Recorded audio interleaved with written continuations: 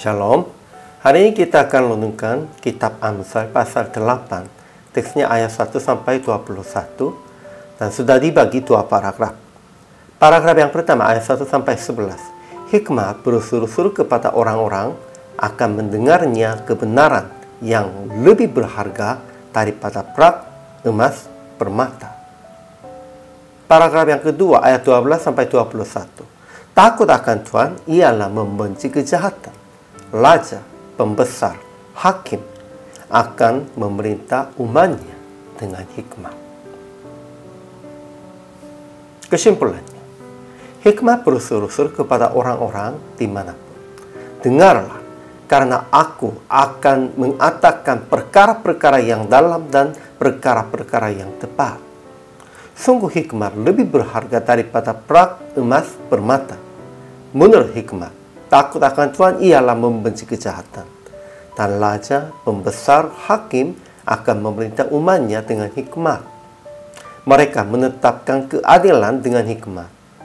Ketika Tuhan yang berjalan pada jalan kebenaran di tengah-tengah jalan keadilan akan mengisi penuh perbendaharaan mereka. Ajaran tentang Allahnya pertama, hikmat berusul-usul dan kepandaian memperdengarkan suaranya. Itu berarti bahwa Tuhan memanggil umatnya. Tetap Tuhan memanggil kita. Hikmat itu berarti Yesus dan Tuhan. Kedua, hikmat Allah mengatakan perkara-perkara yang dalam dan membuka bibirnya tentang perkara-perkara yang tepat. Lidahnya mengatakan kebenaran. Segala perkataan mulutnya adalah adil. Tidak ada yang belat-belit atau selong. Ketiga, takut akan Tuhan ialah membenci kejahatan. Keempat, Tuhan yang berjalan pada jalan kebenaran di tengah-tengah jalan keadilan akan mengisi penuh perbendaharaan mereka. Ajaran tentang manusianya. Pertama, semua orang yang tak berpengalaman harus tuntut kecerdasan dan harus usaha akan mengertilah dalam hatinya dengan mendengar hikmat.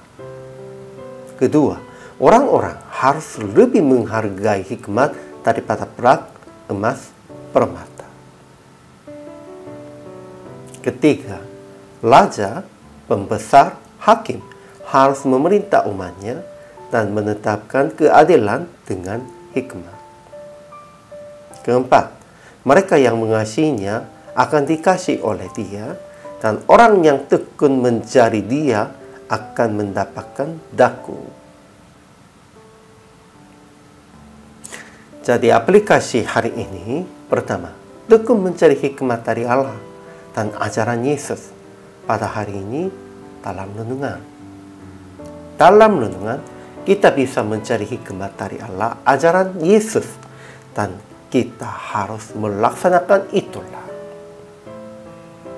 Kedua, mengatur dan membimbing jemaat dan komunitas Anda dengan hikmat dari Tuhan, supaya menetapkan keadilan Tuhan. Kita harus menetapkan keadilan Tuhan di antara jemaat dan komunitasnya. Jangan usahakan mengisi kebendaharaan dirinya sendiri. Tetapi, kalau kita menetapkan keadilan Tuhan, Tuhan akan mengisikan kebendaharaan kita juga. Akhirnya PR praktek hari ini, tekun mencari hikmat dari Allah dan ajaran Yesus dalam kehidupan hari ini. Dengan berdoa yang memohon hikmat Tuhan selama 5 menit lebih dan sebelum mengambil keputusan perkara-perkaranya. Dan kalau sudah mencari dan sudah mengerti tentang itu, cepat segera melaksanakan sesuai dengan ini. Inilah kehidupan sesuai dengan kehendak Tuhan, sesuai dengan hikmatnya. Hari ini juga selama melayani, Tuhan Yesus memberkati.